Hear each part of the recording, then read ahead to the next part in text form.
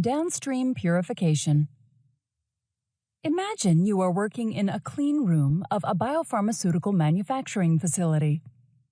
Over the past 4 weeks, cells in this bioreactor have been growing and dividing to produce a highly valuable therapeutic protein. The protein is secreted into the medium. In other words, it is an extracellular protein. The volume of the bioreactor shown has reached several hundred liters, and the cell numbers are in the billions. It is now harvest time.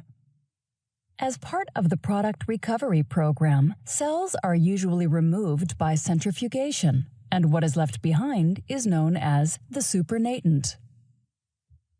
This contains not just the therapeutic protein, but also other proteins, lipids, DNA, amino acids, salts, and so on.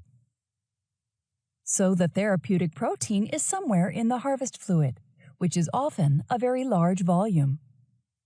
How can the therapeutic protein be extracted with good yield and concentrated into a smaller volume?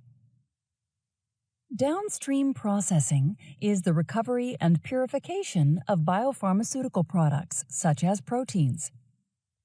One of the critical purification stages is called filtration.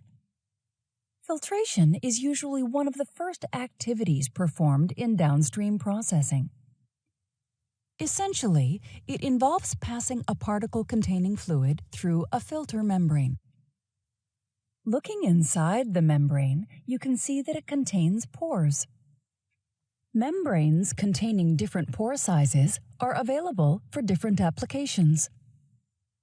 For example, a membrane containing pores of size 2 micrometers will prevent all particles greater than 2 micrometers in diameter from passing through, while a membrane of 5 micrometers in diameter prevents particles greater than 5 micrometers in diameter from passing through.